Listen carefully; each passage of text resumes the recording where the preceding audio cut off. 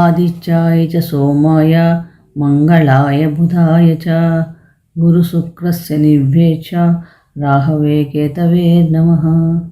శ్రీ గురుభ్యో నమః. శ్రీ మహాగణాధిపతే నమః. శ్రీ మాత్రే నమః. Welcome to Mihiravani YouTube channel. మీ డాక్టర్ సుందరి ప్రేక్షకులకు నమస్కారం.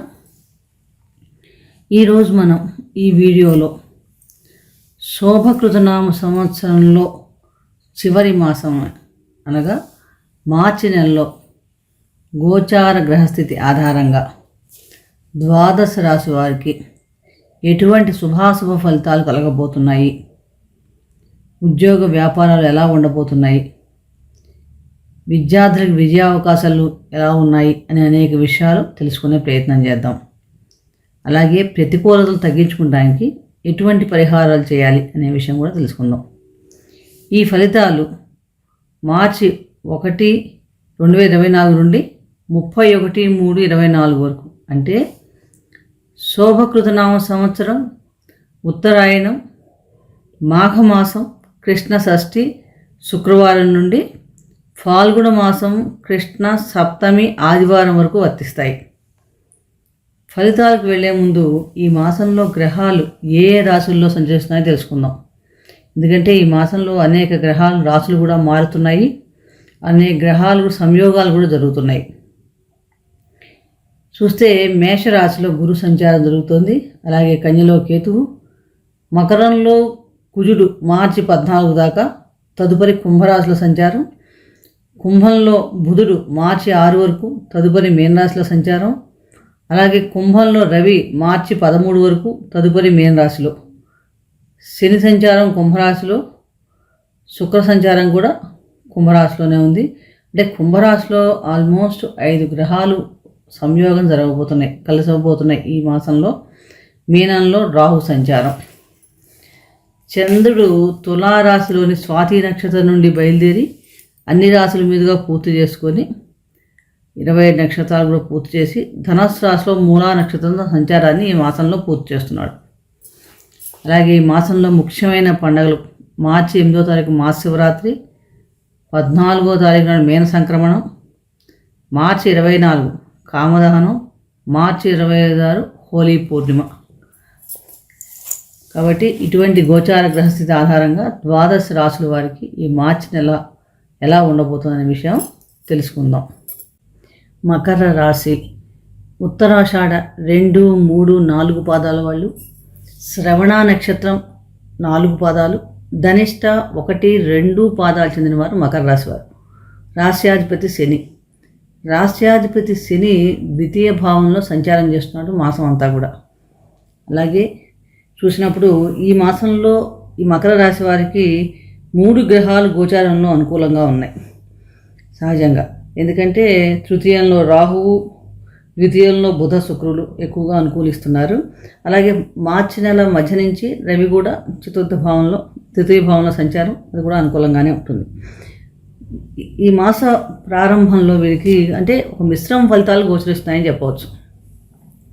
ఎందుకంటే ఈ మాసంలో అష్టమాధిపతి రవి సంచారం మనకి ద్వితీయ తృతీయ స్థానంలో ఉంది.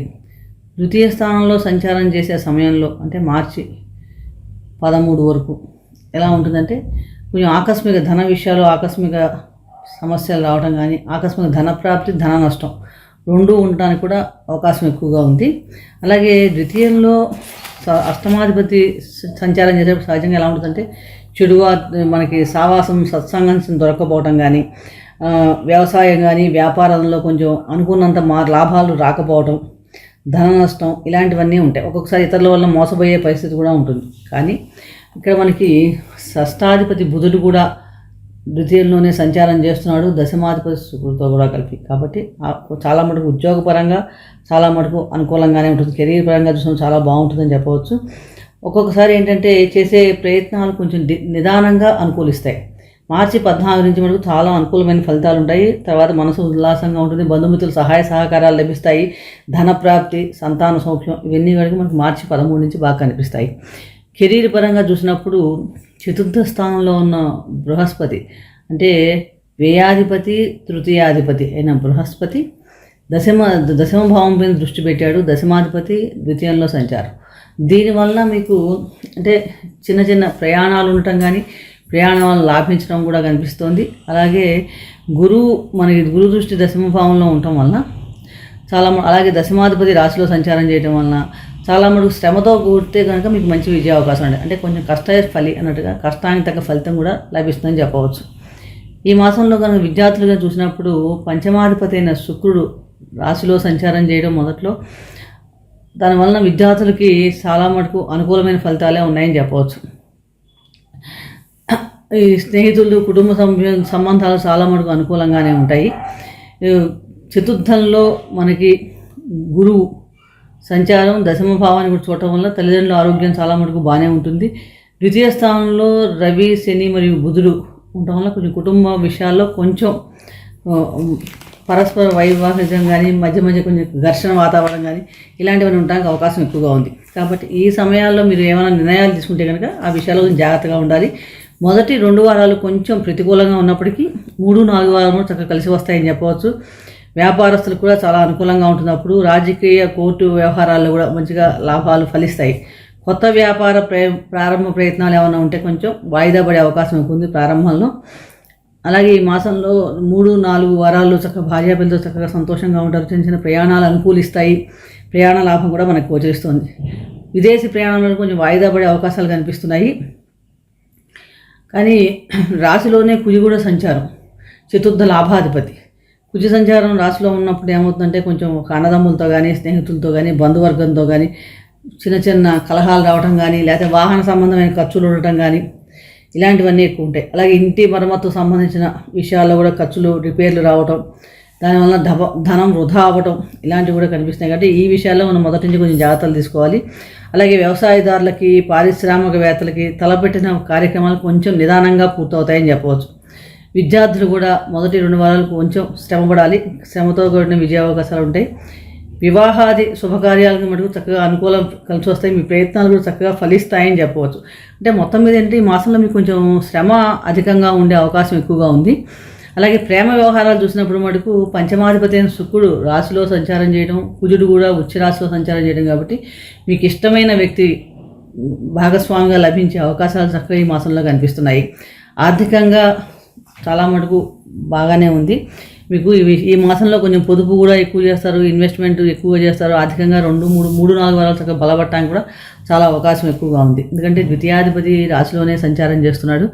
ఆరోగ్యపరంగా చూసినప్పుడు ఈ మాసంలో కొంచెం దంతాలకు సంబంధించి కానీ కళ్ళకి సంబంధించిన ఇలాంటి సమస్యలు ఉండే అవకాశం ఉంది. కాబట్టి ఈ సమయంలో వాటి మీద కొంచెం మనం జాగ్రత్త వహించాలి, కొంచెం జాగ్రత్తగా ఉండాలి. అలాగే ఈ మాసంలో మీకు ఏంటంటే ఈ శ్రమ అధికంగా ఉండే అవకాశం ఎక్కువగా ఉంది. అలాగే ఒక్కొక్క పని కూడా ఎక్కువ సమయం కొంచెం కేటాయించాలంటే పునః ప్రయత్నం చేస్తూ ఉండాలి. ఎక్కువ ప్రయత్నం చేస్తుంటే కనుక చాలా మటుకు మీకు విజయ అవకాశాలు మెరుగుపడతాయని చెప్పవచ్చు అనమాట. అలాగే మీకు రావాల్సిన బాకీలు కానీ ఏమన్నా ఉంటే కనుక అవి కూడా ఒక్కొక్కసారి కొంచెం డిలే అయ్యే అవకాశాలు కూడా మనకి ఎక్కువగా కనిపిస్తున్నాయి. మొత్తం మీద ఈ మాసం అంతా కూడా మీకు చూసినప్పుడు చాలా మటుకు అనుకూలంగా ఉన్నప్పటికీ కూడా మధ్య కొంచెం ఇబ్బందికరమైన సమస్యలు కూడా వచ్చే అవకాశం ఎక్కువ ఉంది. ఉద్యోగపరంగా చూసినప్పుడు మటుకు చాలా మటుకు రాశిలో దశమాధిపతి సంచారం చేయడం వలన ఉత్సాహంగా ఉంటుంది.